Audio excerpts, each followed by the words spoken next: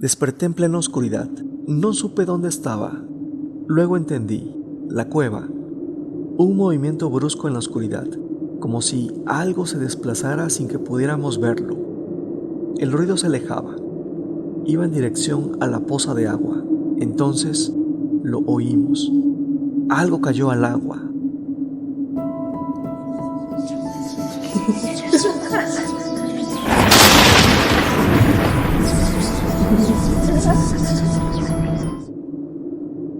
Tengo un grupo de campistas.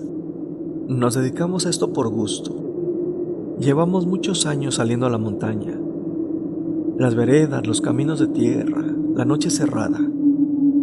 He visto y vivido muchas cosas en los montes, situaciones raras, momentos incómodos, pero este relato es distinto. Por tradición, mi grupo y yo nos internábamos en las montañas para alejarnos del ruido cotidiano. Eran varios días de camino, rutas casi conocidas, subir un par de cerros. No era improvisado. La mayoría somos exploradores con experiencia. Sabíamos movernos ahí arriba. Llevábamos 2 días de recorrido, cuando se nos ocurrió explorar la cara de un cerro que hasta entonces no habíamos podido recorrer. No encontrábamos un acceso viable, siempre quedaba pendiente. En ese viaje tuvimos suerte. Dimos con una entrada posible. Desde otro monte se alcanzaba a distinguir algo en esa pared difícil. Entre la maleza se formaba una sombra.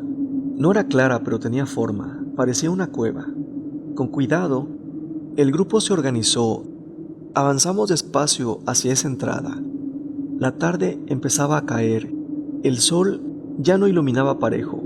Acampar en el monte era parte de la rutina. La noche no nos preocupaba. Antes de que cayera por completo la oscuridad, llegamos a la abertura de lo que parecía una cueva. Nos detuvimos ahí. Nos emocionamos. Sí lo era. Estaba parcialmente oculta. La entrada era estrecha, apenas lo suficiente para pasar de uno en uno. A unos metros hacia adentro, el espacio se abría. Una galera amplia, inclinada pero cómoda, seca. Al iluminar con las lámparas, el techo mostró marcas oscuras, hollín. Eso indicaba algo claro. Antes ya se habían encendido fogatas ahí dentro. Revisamos el lugar con cuidado. Encontramos montículos de piedras. Estaban apiladas. No eran formaciones naturales. Alguien las había puesto así. Más al fondo de esa galera, la cueva continuaba hacia abajo. Inspeccionamos bien el lugar. No había más accesos, solo la entrada por donde llegamos, la galera inclinada y más allá, ese túnel que descendía. Decidimos avanzar un poco más. La intención era clara, encontrar un sitio adecuado para establecer el campamento. Entramos al túnel siguiente. La luz de las lámparas se iba cerrando contra la negrura. Después de caminar unos minutos encontramos otra cámara. Era más pequeña, a diferencia de la anterior, pero esta no estaba tan inclinada. Permitía un espacio relativamente plano, un lugar donde podíamos acampar. Unos metros más adelante, esa cámara descendía hacia una poza natural. No sabíamos qué tan profunda era. Del otro lado, el túnel continuaba bajando. Por unanimidad, decidimos establecernos ahí, dentro de la cueva. Empezamos a sacar los sacos de dormir. Algunos armaron sus tiendas. Nos organizamos rápido. Uno de nosotros fue por madera para encender una fogata. Descansamos. Platicamos un rato. Cuando el campamento ya estaba listo y el cuerpo había descansado, alguien propuso seguir explorando el túnel. La mayoría asentimos. Solo uno dijo que no. Dijo que se quedaba cuidando la fogata y las cosas. Los demás tomamos las linternas y nos internamos en el túnel. Caminamos unos minutos hasta llegar a una bifurcación. Un túnel a la derecha, otro a la izquierda. Revisamos primero el de la izquierda. Bastó una inspección rápida. No avanzaba mucho. Terminaba en una cámara pequeña, un callejón sin salida. El de la derecha era distinto. Se adentraba más en la montaña. No nos preocupaba el camino. Íbamos atentos, observando bien. Era el único trayecto posible. Para salir, bastaba con dar la vuelta y regresar, así que seguimos por el túnel de la derecha sin más. Luego de un rato de explorar a fondo este túnel, llegamos a una fosa profunda. No se veía el fondo. Decidimos regresar. La idea era volver al día siguiente con cuerdas y descender con calma. Íbamos de regreso cuando, al pasar de nuevo por la bifurcación, oímos algo. Venía de la cámara pequeña, la que no llevaba a ningún lado. Nos detuvimos. Al enfocar con las lámparas entendimos. El amigo que se había quedado cuidando la fogata había cambiado de opinión. Intentó alcanzarnos. Llegó hasta la bifurcación y al ver este túnel corto, decidió entrar a revisar con más calma. Allí encontró algo que nosotros habíamos pasado por alto. Nos contó después que mientras seguía ahí, notó unas rocas con formas poco comunes. No estaban sueltas, seguían un patrón. Por el grosor y la curvatura, entendió que no eran piedras cualquiera, parecían fragmentos de una vasija. Movió un poco la tierra y aparecieron más partes. Pensó que podía tratarse de una olla antigua. Se emocionó. Con una rama empezó a retirar tierra con cuidado. Fue entonces cuando vio algo verde. Un color que no era de ese suelo ni de la roca, era una piedra, verde opaca, con forma definida. Al intentar sacarla, notó que estaba unida a algo más, una fibra. Siguió escarbando despacio, cada vez más profundo. Lo que fue apareciendo no era una pieza suelta, era una especie de manta muy deteriorada, adornada con pequeñas piedras verdes. Pensó en un tesoro, eso nos dijo. Siguió removiendo la tierra hasta que, a la luz de su lámpara, quedó claro lo que estaba descubriendo. No era un objeto, era un antiguo depósito funerario. Entre la tierra aparecieron restos muy antiguos, una figura ósea parcialmente cubierta, envuelta en esa manta antigua. Así lo encontramos nosotros, escarbando todavía. Nos quedamos alrededor en silencio. Nadie dijo nada al principio. En un momento se detuvo, se giró hacia nosotros, nos mostró algo. Era un anillo. Tenía una piedra verde incrustada. El aro parecía de piedra oscura pulida, cubierta aún de polvo y tierra. Dijo que lo había tomado de entre los restos, que podía valer algo, que no parecía cualquier cosa. Uno de nosotros comentó que no era prudente, que no sabíamos qué era eso ni de cuándo. Nuestro amigo no hizo caso, le pedimos que no siguiera escarbando, que dejara eso como estaba, que ya era suficiente. Ante la presión del grupo y quizá por lo extraordinario de lo que había encontrado, aceptó. Se levantó, dejó el sitio. El entierro quedó ahí, a medio descubrir, en silencio. El grupo se quedó con una sensación pesada después de ver eso. Cenamos algo en silencio.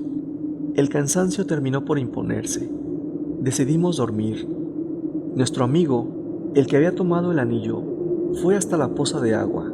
Ahí lo lavó, con la tierra fuera. Eso parecía una joya, se veía mejor. Era un anillo oscuro, pulido, parecía de obsidiana. Tenía una piedra verde incrustada. La pieza limpia era impresionante. Alguien le dijo que debía regresarlo, que lo correcto era devolverlo al muerto, cerrar ese entierro. No respondió. Nos despedimos, cada quien se metió a su saco o a su tienda. La fogata quedó reducida a brasas, daba poca luz pero rompía la oscuridad total de esa cueva. Ya entrada la noche, algo pasó. La fogata se había apagado por completo. Desperté en absoluta oscuridad, sin referencias. Por unos segundos no supe dónde estaba. Luego entendí, la cueva. Antes de terminar de reaccionar, escuché gritos. Nos había despertado un ruido previo, un movimiento brusco en la oscuridad, como si algo se desplazara sin que pudiéramos verlo. Todo parecía ocurrir en medio del campamento. El ruido se desplazó, se alejaba, iba en dirección a la poza de agua, a unos 10 metros. Entonces oímos, Algo cayó al agua de forma pesada. Nos levantamos sobresaltados, buscamos las lámparas a tientas, encendimos luces. Ahí notamos que faltaba uno de nosotros. Desde la poza se escucharon chapoteos y gritos, frases confusas. Corrimos hacia allá. Lo encontramos a media poza. Era él, nuestro amigo, el del anillo. Estaba pálido, alterado, enojado. Nos gritaba, nos hablaba con desesperación. No entendíamos nada, le pedimos que saliera del agua. Se acercó a la orilla empapado, ahí empezó a acusarnos. Decía que lo habíamos arrastrado, que lo sacamos con todo y tienda, que lo habíamos jalado hasta el agua. Nosotros nos miramos. Nadie había salido de su lugar. En la oscuridad, nadie se había movido. Los otros 5 nos miramos desconcertados. Por cómo despertamos, por dónde estábamos, era evidente que ninguno había sido. Todos nos levantamos casi al mismo tiempo. Cuando se encendió la primer linterna, los 5 seguíamos en nuestros lugares de descanso. Todo había ocurrido lejos, junto a la poza. Él guardó silencio unos segundos. Luego dijo que había sentido una presión repentina, que primero fue un tirón, después una fuerza difícil de explicar y que fue desplazado del suelo con demasiada facilidad. A pesar de que era un hombre pesado de al menos unos 80 kilos, dijo que fue movido varios metros. Lo más extraño, insistía, era la fuerza.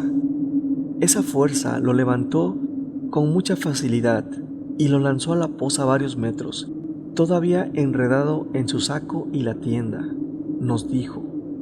Lo ayudamos a salir, recuperamos sus cosas del agua, regresamos al campamento, encendimos la fogata otra vez, más viva, prendimos todas las lámparas. En el suelo había señales claras, marcas en el polvo, desde donde dormía hasta la poza, pero había algo más, huellas descalzas, bien marcadas en el polvo de la cueva. No eran de ninguno de nosotros. Seguían el mismo trayecto. Miramos el reloj. Pasaban de las 6 de la mañana. Nadie entendía nada. Entonces alguien lo dijo en voz baja. El entierro. El prehispánico vino por su anillo. Nos miramos todos. El anillo, le preguntamos. Él lo sacó de su bolsillo. Le dijimos que debía devolverlo, que no nos iba a dejar en paz. No teníamos certeza de eso, pero ahí dentro, después de lo que acababa de pasar, era lo único que parecía encajar. Asintió sin discutir. Para sorpresa de todos, pidió que le acompañáramos, que fuéramos juntos al lugar del entierro para devolver el anillo y cubrirlo otra vez. Antes de movernos, guardamos todo. Apagamos la fogata, recogimos el campamento, bajamos a la cámara donde estaba la sepultura. Nuestro amigo se arrodilló, devolvió el anillo y con las manos tapó el entierro. Se aseguró de cubrir cada resto, de dejar la tierra como la había encontrado. Nos alejamos en silencio. La luz de las lámparas se fue retirando y la cueva volvió a quedar a oscuras. Algo que notamos al bajar de ese cerro fue que nadie había pedido permiso para entrar. Como exploradores, teníamos la costumbre de hacerlo, pedir permiso a la montaña, al camino, pero esa vez no lo hicimos. El entusiasmo nos ganó. Entramos sin detenernos a pensar. La cueva o el cerro encontró la forma de recordarnos algo simple, que no somos dueños de esos lugares, que solo estamos de paso, que hay líneas que no deben cruzarse. Esa fue la lección y no hizo falta repetirla.